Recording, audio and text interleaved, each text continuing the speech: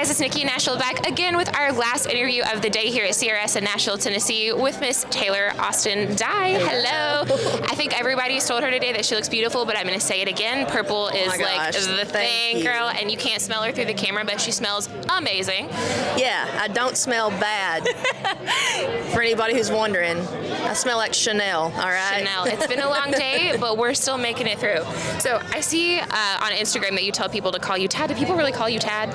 Everybody calls me Tad. Everybody calls you yeah. Tad? I love that. Okay, so we've got Tad here. And you also have your own little fan, you have a fan club. Yes. The Ride or Dies. Yeah, and it's crazy because they actually picked their own name. Their own name. Oh, because really? I kind of gave them a choice when I was doing TikTok Lives a long time ago, back in 2020. Yeah. I was like, well, we have to have a name for ourselves. And Sure. I gave them Ride or Dies and Diehards, and they like went back and forth in the comments, and they all talked to each other about it, and they went with Ride or Dies. I love the Ride and or that Dies. is how the fan club was born. Yeah, because it kind of like simulates loyalty, right? Ride or Die. So you're going to be with you like throughout the entirety of your career. Thick and thin, and that is truly how they are. Like I'm awesome. blessed with the most loyal and just incredible fans. So they come out to the shows. That they're friends with each other. They traveled with each other now. And they met at my shows. Yeah. Like I always tell people, if you are a Ride or Die and you want to come to a show by yourself, you will not leave without a friend. You will find somebody else there. Don't you love that community aspect of like what you do? And they've got each other's back. And they've got each other's back. It's great. They celebrate each other's birthdays. It's so sweet. I can't get over it. I love that. So where are you from originally? I'm from Eastern Kentucky. You're Kentucky as well. Okay. I love that. So do you live in Nashville or you still live over there? No, I've been in Nashville for about 7 years now. 7 years. So this is home. I love it here. I don't know if I'd ever go back, honestly. Oh man, I know. I'm from like the Louisville area, so I feel like a lot of Kentucky's in a lot of people's bloods, like the state, whatever. But yeah, I've been here for about 10 years too, and I don't think I'm ever going to go anywhere. So I went to college in Georgetown. I'm sure you know where that's at. Yeah. I went to Georgetown College. That's awesome. And then, I worked in radio 2 years after I graduated college, and then I moved here. How about that? That's so cool. It's cool listening to like everybody's evolution into music. Speaking of that, when was like the moment in your life where you're like, you know what? Heck yeah, music is my thing. This is what I'm going to do. This is such a lame answer, but when I was 5, I started professionally playing music. Nice. Like getting paid. Like I would play this show called Young Country Barn Dance, and it was at Renfro Valley, which is in Mount Vernon. I don't know if you're familiar with that area. Indeed, yeah.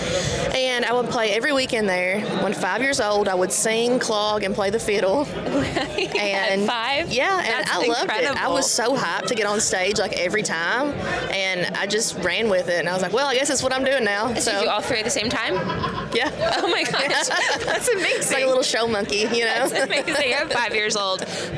Wow. Yeah. Okay. So then talk to me about your evolution into like the sound that you have now. Kind of who are your inspirations and how did you land on kind of, like your signature sound? I feel like you have such a signature sound. Thank you. I've honestly been working on it my whole life. Good. I grew up listening. My mom was a big AC/DC fan, but at the same time, she was also like hardcore Waylon Jennings and Hank Jr. And so, I always tell people if I can land somewhere between Patti Loveless and Nickelback, I'll be just fine. Let's get that rock and roll. But a lot of my music is a little bit more on the grungy, kind of heavy, more toward rock, almost like that Leonard Skinner kind of vibe, which I love. And, there's so many different subgenres of country right now going on. I think there's room for all of it. Agreed. But I think we fall into that southern rock country part of it. I agree. And it feels good for me. It's fun to do live, so I think we'll stick there for a while. Hell yeah. The energy feels like it's like, man, it's so there in the live shows. I love that. Seeing a lot of your footage and like through Instagram and stuff. And I know you said some of this, but who are some of your like 90s country inspirations? Ooh, good question. I used to sing a lot of Martina McBride. Okay. Winona Judd. Jody Messina, she was kind of early 2000s. Yeah. Gretchen Wilson, kind of early, same thing. Love it. Miranda Lambert, just some of those badass women that just kind of blazed the trail. Obviously, all the men, Garth, Tim, I could go on and on, but there was a really big time for women in country. In the 90s it was, Yeah, big shout to them. That's awesome. Paving the way. Hell yeah, girl. So last year, Grand Ole Opry debut. Oh my gosh. What was it like stepping into the circle? It was the best day of my life. I'm usually not a very emotional person. I don't ever get nervous going on stage, but I think I run through every emotion that you could have that morning. And I thought I was going to have a heart attack right before I walked on stage. And my mom was like, calm down, calm down. I was like, I can't. But no, the second I stepped in the circle, it all just went away. Yeah. It was totally just the about the music. That's amazing. And it was awesome. Who invited you? Was it Jamie? Jamie Johnson. Oh, yeah, my totally gosh. surprised me. Yeah. My team had kept it a secret from me for 2 weeks, and Oh we my were gosh. on the set of my Sick of Me music video, and my manager brings a laptop around the corner, and Jamie's on it, and I didn't think really anything of it because, like, I've met Jamie, and then him and my manager are really close friends. Yeah. So I thought he was just popping on to say Trying to say hi. Yeah. What's and he said the word Opry, and I realized what was happening, and I just like started shaking. I was like, I had to hand the computer off, like I was just crying, and because it's something I wanted to do my whole life. You know, it's been on every goal list and vision board that I've made since I was 10 years old. I love that. Seeing it come to fruition was really, it was something else. Well, congratulations. Thank you. What was your first memory of the Opry? Did you go with family when you were younger, or you did? Well, I came down here for the first time when I was 10 years old. I came with a program called Kids on Stage. Okay. And actually, it's funny, my guitar player now, he was with me on this trip. But we went backstage at the Opry, and Steve Warner gave us a tour of the backstage area. And I said right then and there when I was 10, I was like, I'm going to play the Opry. Yeah. And that was my earliest memory of it. And just getting to see the show and everything was it's just so magical. And I wouldn't even get in the circle when I was like taking the tour when I was 10 because I was like, nope, not doing it now. First time. How hard-headed do you have to be as a 10-year-old to like say something like that? There's no plan B. Like, this is my thing. Yeah. There's no plan B. Yeah. Good for Guess you. we're doing it. I guess we're doing it. And she did it. That's amazing. I love to hear that. That's such a cool Thank story. you. Recently released your sophomore album. What were some of the, how'd that come into fruition? Talk to me about some of the inspiration behind that project. So, freshman album was, and I love that album. There's a lot of really good stuff on it. But for the sophomore album, I kind of wanted to get a little more deep and kind of dig into who I am as an artist and as a person, really, in my lyrics. And so the theme of Sick of Me is kind of, self-reflection and just trying to do better and be better and realizing that sometimes you are the problem. Yeah. And I think that's a hard pill to swallow for some people, but there's also a sense of redemption in it too. So I think that's a very promising theme for a sophomore album, and it just made sense to kind of go in with that angle, and a lot of people have resonated with it. I love that. So sometimes for people, their first album is just kind of trying to figure it out, but the second one is more like, this is me, and this is my sound, and this is how I'm going to show up. It's very introspective, for sure. That's awesome. Yeah.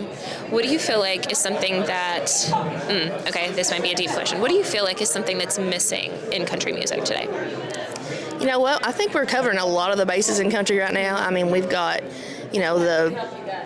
the rap and all that. There's just so many subgenres of country right now, and like I said earlier, I think there's room for it all. But I really miss those rowdy women like Gretchen Wilson and like Winona. I think we're missing that, and I wanna be that. I want to come up and be that for this generation. I love that. So that's my shoes to fill. I know they're big, but big shoes. But you got it. I want to do it. Have you ever been on stage or done anything with Taylor Honeycutt?